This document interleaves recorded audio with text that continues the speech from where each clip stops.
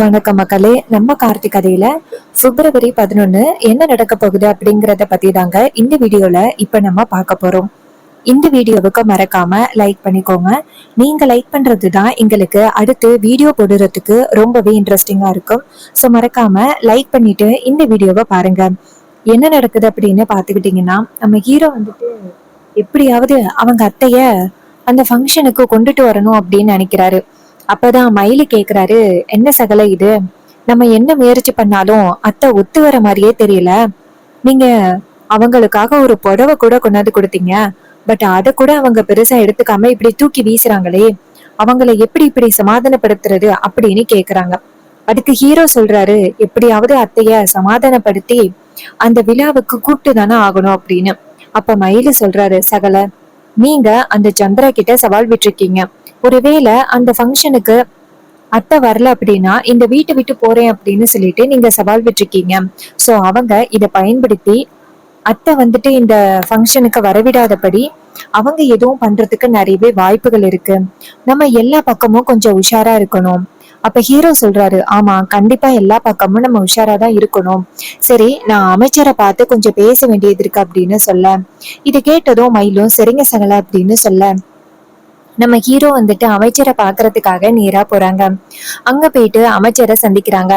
அமைச்சர் நேரா ஹீரோவை பார்த்து, வணக்கம் தம்பி, எப்படி இருக்கீங்க? அம்மா கூட உங்களை பார்த்தேன். அதுக்கப்புறம் நான் இப்பதான் உங்களை பாக்குறேன். உங்க அம்மா தவறிட்டாங்க அப்படின்னு கேள்விப்பட்டதோட எனக்கு ரொம்பவே அதிர்ச்சியா இருந்துச்சு. அபிராமி மேடத்துக்கு இப்படி ஒரு அநியாயமா அப்படின்னு எனக்கே ரொம்ப அதிர்ச்சியா இருந்துச்சு. என்னால முடிஞ்ச அளவுக்கு என்ன நடந்துச்சு அப்படிங்கறத கேட்டு தெரிஞ்சுக்கிட்டேன். இங்க பாருங்க தம்பி, நீங்க கவலைப்படாதீங்க. அப்ப ஹீரோ சொல்றாரு, எங்க அம்மா வந்துட்டு என் மேல ரொம்ப பாசம் வச்சிருந்தாங்க. சோ அந்த பாசத்தோட வெளிப்பாடுதான் எனக்காக அவங்க உயிரையே தியாகம் பண்ணியிருக்காங்க. அந்த மாதிரி ஒரு அம்மா கிடைச்சதுக்கு நான் ரொம்பவே கொடுத்து வச்சிருக்கணும் அப்படின்னு சொல்லிட்டு பேசுறாங்க. இத கேட்டதும் அவங்க சொல்றாங்க, ஆமா தம்பி, உங்க மேல உங்க அம்மா ரொம்ப பாசத்தோட இருந்தாங்க. அப்ப ஹீரோ சொல்றாரு, ஆமா, இது மாதிரி அம்மாவும் நீங்களும் ஃப்ரெண்டு தானே. நீங்க வந்துட்டு அம்மாவோட அந்த சிலைய தொடர்ச்சி வச்சீங்கன்னா நல்லா இருக்கும். அதுக்கு அவங்க சொல்றாங்க, அவ்வளவு நேரம் தம்பி, நான் கண்டிப்பா அவங்க ஊருக்கு வரேன். அபிராமியோட சிலைய திறக்கிறதுல நான் ரொம்ப வந்துட்டு புண்ணியம் பண்ணியிருக்கணும். அந்த மாதிரி ஒரு வாய்ப்பு யாருக்குமே கிடைக்காது அப்படின்னு சொல்ல, அப்ப ஹீரோ சொல்றாரு, ரொம்ப நன்றி மேடம். அப்புறம் இன்னும் ஒரு ஒரு ரெக்வஸ்ட். அவங்க சொல்றாங்க, சொல்லுங்க தம்பி, என்ன ரெக்வஸ்ட்னு கேக்குறீங்க, சொல்லுங்க தம்பி என்ன அப்படின்னு. அப்ப ஹீரோ சொல்றாரு, இது மாதிரி அத்தைக்கும் எங்களுக்கும் ஒரு சின்ன பிரச்சனை. அத்தை வந்துட்டு இப்ப எங்க கூட அந்த அளவுக்கு வந்துட்டு பேசுறது கிடையாது அப்படின்னு விஷயத்தையெல்லாம் சொல்றாங்க. இதையெல்லாம் கேட்டதும் அவங்க சொல்றாங்க, அவ்வளவுதானே, நாங்க பாத்துக்கிறோம். நான் அமைச்சரா இருக்கிறதுனால நான் வந்து சொன்னா கண்டிப்பா அவங்க கேட்டுதான் ஆகணும். நாளைக்கு வந்துட்டு அவங்கள கூப்பிடுறேன். நீங்க எதுக்கும் கவலைப்படாதீங்க. நாளைக்கு நடக்க போற ஃபங்க்ஷன்ல அவங்க கண்டிப்பா வந்து கலந்துப்பாங்க. அதோட அவங்க அந்த சிலையையும் திறந்து வைப்பாங்க. இதை கேட்டதும் சரி அப்படின்னு சொல்றாங்க ஹீரோ. இந்த உதவியை நான் என்னைக்குமே மறக்க மாட்டேன் அப்படின்னு. அதுக்கு அவங்க சொல்றாங்க, இங்க பாருங்க தம்பி, நீங்களும் உங்க அம்மாவும் இந்த ஊருக்கு நிறைய நல்லது பண்ணிருக்கீங்க. எவ்வளவு ஆசிரமம் நடத்துறீங்க, அதனால எத்தனை பேரு பயன்பெற்றிருக்காங்க தெரியுமா? சோ இதை என்னால மறக்க முடியுமா? கண்டிப்பா உங்களுக்கு நான் இத பண்றேன் அப்படின்னு சொன்னதும் ஹீரோவும் ரொம்ப நன்றி மேடம் அப்படின்னு சொல்றாங்க. அதுக்கப்புறம் நம்ம ஹீரோ என்ன பண்ணிட்டாருன்னா, நேரா மயிலு கிட்ட விஷயத்த சொல்றாங்க.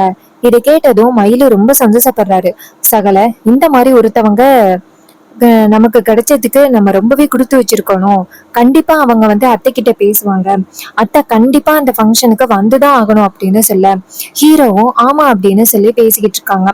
அதுக்கப்புறம் வீட்டுக்கு அமைச்சர் வராங்க. வீட்டுக்கு அமைச்சர் வர்றது தெரிஞ்சு ஈஸ்வரி அதிர்ச்சி ஆகுறாங்க.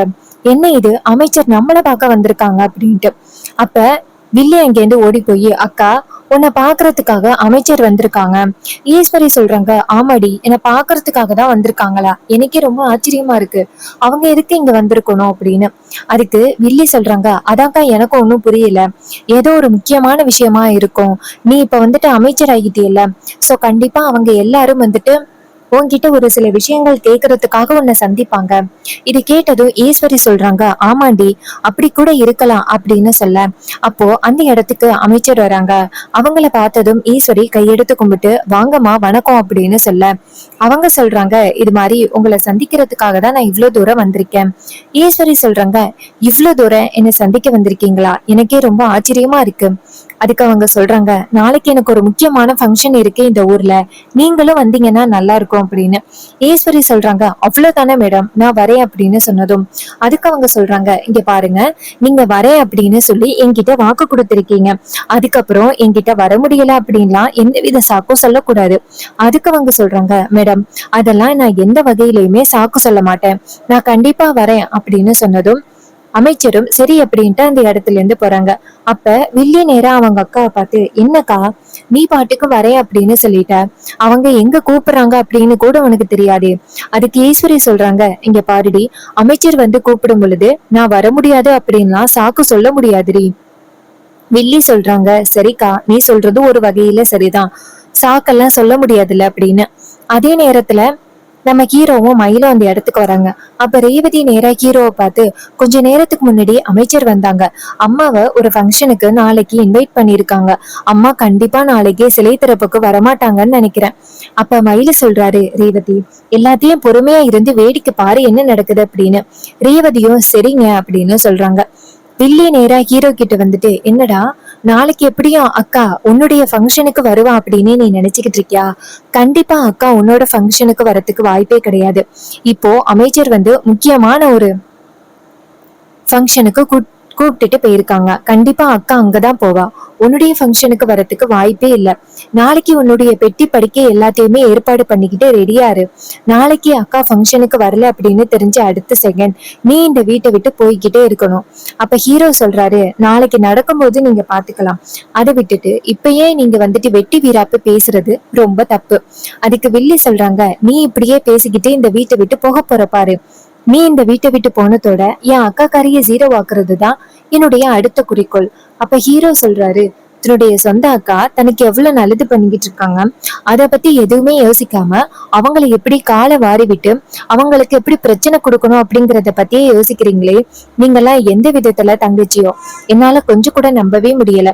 அதுக்கு வில்லி சொல்றாங்க, இங்க பாருடா, என்னை பொறுத்த வரைக்கும் என் புருஷன் மட்டும்தான் முக்கியம், என் புருஷன் இந்த ஊருக்குள்ள நம்பர் 1 ஆகணும், அதுக்காக நான் என்ன வேணாலும் பண்ணுவேன், நீ தேவையில்லாம இடையில புகுந்து நீ அவமானப்பட்டுகிட்டு இருக்க, அதுக்கு நான் பொறுப்பாக முடியாது அப்படின்னு சொல்லிட்டு வில்லி அந்த இடத்துல இருந்து போறாங்க. ரேவதி நேரா ஹீரோ கிட்ட வந்துட்டு, பாத்தீங்களா சித்தி எப்படி பேசுறாங்க அப்படின்னு, அம்மா எந்த அளவுக்கு அவங்களுக்கு நல்லது பண்ணிக்கிட்டு இருக்காங்க, பட் அது எதுவுமே அவங்களுக்கு பெரிய விஷயமா இல்ல, அவங்கள பொறுத்த வரைக்கும் அவங்க புருஷன் நம்பர் 1 ஆகணும், அதுக்காக இடையில யாரு வந்தாலும் எப்படி போனா எனக்கு என்ன அப்படின்ட்டு இப்படி பேசுறாங்க. அதுக்கு ஹீரோ சொல்றாரு, இது எல்லாமே ரொம்ப நாள் இல்ல, கொஞ்ச நாள் தான், கூடிய சீக்கிரம் அவங்களோட சாயம் வெளுக்கும், நாளைக்கு பொறுத்த வரைக்கும் அத்தை கண்டிப்பா நாளைக்கு ஃபங்க்ஷனுக்கு வருவாங்க. அதுக்கு ஹீரோயின் சொல்றாங்க, எங்க அம்மாதான் அமைச்சரோட ஃபங்க்ஷனுக்கு போக போறாங்களே. அதுக்கு ஹீரோ சொல்றாரு, நாளைக்கு நீ பார்க்க தானே போற அப்படின்னு. இதை கேட்டதும் ரேவதியும் சரி அப்படிங்கிறாங்க. மறுநாள் பொழுது விடியுது. பொழுது விடிஞ்சதோட ஹீரோ எல்லாரும் கிளம்புறாங்க. அப்ப ஈஸ்வரி நேரா எல்லாரையும் பார்த்து, இங்க பாருங்க, நான் அவனுடைய ஃபங்க்ஷனுக்கு போவேன் அப்படின்னு நீங்க எல்லாருமே எதிர்பார்த்து காத்துக்கிட்டு இருந்தீங்க அப்படிங்கிறது எனக்கு நல்லாவே தெரியும், பட் நான் கண்டிப்பா அவனோட ஃபங்க்ஷனுக்கு நான் போக மாட்டேன், அமைச்சர் ரொம்ப முக்கியமான ஃபங்க்ஷனுக்கு என்ன கூப்பிட்டுருக்காங்க, நான் அங்கதான் போக போறேன் அப்படின்னு சொன்னதும் ரேவதி நேரா அவங்க அம்மாவை பார்த்து, இங்க பாருமா, இவருடைய அம்மா என்னமா தப்பு பண்ணாரு, அந்த பாட்டி சொன்ன பிரச்சனைக்கும் இதுக்கும் சம்பந்தமே கிடையாது, வந்து சிலைய திறந்து வைமா. ஈஸ்வரி சொல்றாங்க, ஏய் என்னடி, தேவையில்லாம அவனுக்கு நீ சப்போர்ட் பண்றியா, மரியாதையா வாய மூடு, பொண்ணா இருந்து என் பேச்சு கேளு, அதை விட்டுட்டு அவன் பேச்சு கேட்டுக்கிட்டு எனக்கு எதிரா நீ பாட்டுக்கு இதெல்லாம் பண்ணிக்கிட்டு இருக்க. இது கேட்டதும் ஹீரோயின் சொல்றாங்க, இங்க பாருமா, என்ன பொறுத்த வரைக்கும் நான் பார்த்த வரைக்கும் அவர் இந்த குடும்பத்துக்கும் நமக்கும் நல்லது மட்டும்தான் பண்ணிருக்காரு, நீங்க தான் அவரை பத்தி அடுத்தடுத்து தப்பா நினைச்சுக்கிட்டே இருக்கீங்க. இதை கேட்டதும் ஈஸ்வரி சொல்றாங்க, ஏய் உன்கிட்ட பேசி டைம் வேஸ்ட், சந்திரா வா போகலாம் அப்படின்னு சொன்னதும் சந்திரா சொல்றாங்க, அக்கா நீ முன்னாடி போக்கா, நான் பின்னாடியே வரேன், ஈஸ்வரியும் சரி அப்படின்ட்டு அந்த இடத்துல இருந்து போறாங்க. அவங்க போனதும் வில்லி எல்லாரையும் பார்த்து, என்ன எப்படியும் அக்கா ஃபங்க்ஷனுக்கு வந்துருவா அப்படின்னு நீங்க எல்லாருமே நம்பிக்கையோட காத்துக்கிட்டு இருந்தீங்கன்னு நினைக்கிறேன். கண்டிப்பா அக்கா ஃபங்க்ஷனுக்கு வரத்துக்கு வாய்ப்பே கிடையாது. நானும் அக்காவும் முக்கியமான அமைச்சர் சொன்ன ஃபங்க்ஷனுக்கு போயிட்டு இருக்கோம். எல்லாரும் சோகமா அந்த அபிராமியோட சிலை திறப்புக்கு போங்க. ஏ டிரைவர் பையலே, இன்னும் கொஞ்ச நேரத்துல உன் பெட்டி படிக்க எல்லாத்தையுமே ஏற்பாடு பண்ணிக்கிட்டு ரெடியாரு அப்படின்னு சொன்னதும் நம்ம ஹீரோ அமைதியா நிக்கிறாரு. அதுக்கப்புறம் எல்லாருமே நேரா ஹீரோவை பார்த்து என்ன பண்றது அப்படின்னு சொல்ல, அப்ப ஹீரோ சொல்றாரு, எல்லாரும் நம்பிக்கையோட இருங்க, அத்தை கண்டிப்பா ஃபங்க்ஷனுக்கு வருவாங்க. மயில சொல்றாரு, சகல நீங்க அப்படிதான் சொல்றீங்க, ஆனா எங்களுக்கு ரொம்ப பயமா இருக்கு. ஒருவேளை அத்தை ஃபங்க்ஷனுக்கு வரல அப்படின்னா என்ன ஆகும்னு தெரியும்ல. அப்ப ஹீரோ சொல்றாரு, அப்படியெல்லாம் எந்தவித அசம்பாவிதமும் நடக்காது, வாங்க எல்லாரும் ஃபங்க்ஷனுக்கு போவோம் அப்படின்னு கிளம்புறாங்க. இன்னொரு பக்கம் வில்லியும் ஈஸ்வரியும் சேர்ந்து அமைச்சர் தங்கி இருக்கிற கெஸ்ட் ஹவுஸ்க்கு போறாங்க. அங்க போயிட்டு அமைச்சரை சந்திக்கிறாங்க. அமைச்சர் ஈஸ்வரிய பார்த்து, வாங்க மேடம், எங்க நீங்க வரமாட்டீங்களோ அப்படின்னு நினைச்சேன். ஈஸ்வரி சொல்றாங்க, என்ன மேடம், எங்க ஊருக்குள்ள ஒரு ஃபங்க்ஷன், அந்த ஃபங்க்ஷனுக்காக நீங்க வந்திருக்கீங்க, சோ நான் உங்க கூட வராம இருப்பேனா, வாங்க போகலாம் அப்படின்னு சொன்னதும் அவங்களும் சரி அப்படின்னு சொல்லிட்டு கிளம்புறாங்க. ரெண்டு பேருமே சேர்ந்து கரெக்டா அபிராமியோட அந்த சிலை திறப்பு விழா நடக்க போகுதுல அந்த பக்கமா வராங்க. வில்லி நேரா ஈஸ்வரிய பார்த்து, என்னக்கா இது, இந்த ஏரியாவிலதான் அந்த டிரைவர் பயலோட அம்மாவுக்கு அந்த சிலை திறப்பு விழா நடக்க போகுது, இப்போ இதே இடத்துக்கு நம்ம வரமே. அதுக்கு ஈஸ்வரி சொல்றாங்க, சேச்சே அப்படியெல்லாம் இருக்காது, அந்த டிரைவர் பையனுக்கும் அமைச்சருக்கும் என்ன தொடர்பு இருக்கும், எந்தவித தொடர்பும் இருக்காது. அதுக்கு வில்லி சொல்றாங்க, அக்கா அந்த டிரைவர் பையலை பத்தி உனக்கு தெரியல, அதனாலதான் இப்படி சொல்றேன், கண்டிப்பா அவன் ஏதோ பிளான் பண்ணிருப்பானோ அப்படின்னு தோணுது. ஈஸ்வரி சொல்றாங்க, சரிடி பாப்போம் இரு அப்படின்னு. அதுக்கப்புறம் நம்ம ஹீரோ எல்லாரும் அந்த இடத்துல இருக்க ராஜா சொல்றாரு, என்ன மாப்பிள்ளை இது, ஈஸ்வரி தான் இந்த சிலையை திறக்கணும் அப்படின்னு ஆசைப்பட்டேன், இப்படி ஆகிருச்சு அப்படின்னு. அப்ப ஹீரோ சொல்றாரு, பொறுமையா இருங்க மாமா அப்படின்னு. அந்த இடத்துக்கு அதிகாரிங்க எல்லாரும் வராங்க. அதிகாரிங்களோட நம்ம அமைச்சரோட காரு வந்து நிக்குது. அமைச்சர் காரு நின்னதும் ஈஸ்வரி ஷாக் ஆகுறாங்க. ஈஸ்வரி நேரா அமைச்சர் கிட்ட, மேடம் நம்ம இங்கதான் வந்திருக்கோமா அப்படின்னு சொல்ல, அமைச்சர் சொல்றாங்க, ஆமா நம்ம இங்கதான் வந்திருக்கோம் வாங்க அப்படின்னு சொன்னதும் ஈஸ்வரிக்கு பயங்கர ஷாக்கிங்கா இருக்கு. என்னடா இது, இவங்க இங்க நம்மள கூட்டிட்டு வந்திருக்காங்களே அப்படின்னு. அப்போ அமைச்சர் சொல்றாங்க, என்ன பாத்துக்கிட்டு இருக்கீங்க வாங்க அப்படின்ட்டு கூட்டிட்டு போறாங்க. நேரா அந்த இடத்துக்கு போனதும் ஈஸ்வரி ரொம்ப ஷாக்கிங்ல நிக்கிறாங்க. வில்லி நேரா ஈஸ்வரிய பார்த்து, அக்கா வாக்கா போகலாம். ஈஸ்வரி சொல்றாங்க, ஏய் அமைச்சர் வந்திருக்காங்கடி, நான் எப்படி இந்த இடத்த விட்டு போக முடியும், கண்டிப்பா என்னால இந்த இடத்த விட்டு போக முடியாதுரி அப்படின்னு. இது கேட்டதும் ரொம்பவே ஷாக் ஆகுறாங்க ஈஸ்வரி. அதுக்கப்புறம் வந்துட்டு அமைச்சர் நேரா ஈஸ்வரிய பார்த்து, என்ன பாத்துக்கிட்டு இருக்கீங்க வாங்க பக்கத்துல அப்படின்னு நிக்க வைக்கிறாங்க. அதுக்கப்புறம் சிலை திறப்பு விழா தொடங்குது. அப்போ சிலை வந்துட்டு ஓபன் பண்ண போறாங்க. அப்ப அந்த இடத்துல நம்ம ஹீரோ நேரா அமைச்சரை பார்த்து சைகையில காமிக்க, அமைச்சர் நேரா ஈஸ்வரிய பார்த்து, என்ன அங்கேயே நிக்கிறீங்க வாங்க, நீங்க இந்த ஊரோட தலைவி, நீங்க இப்படி ஒதுங்கி நிக்கலாமா வாங்க அப்படின்னு சொல்லி ரெண்டு பேருமே சேர்ந்து அந்த சிலையை திறந்து வைக்கிறாங்க. அப்போ ஈஸ்வரி நினைக்கிறாங்க, இந்த சிலைய திறக்க வரமாட்டேன் அப்படின்னு சொன்னேன், ஆனா திட்டம் போட்டு அமைச்சரை வர வச்சு என்ன வர வச்சுட்டு இல்ல, உன்னை சும்மா விட மாட்டேன்டா அப்படின்னு ஈஸ்வரி கோவத்துல நினைக்கிறாங்க.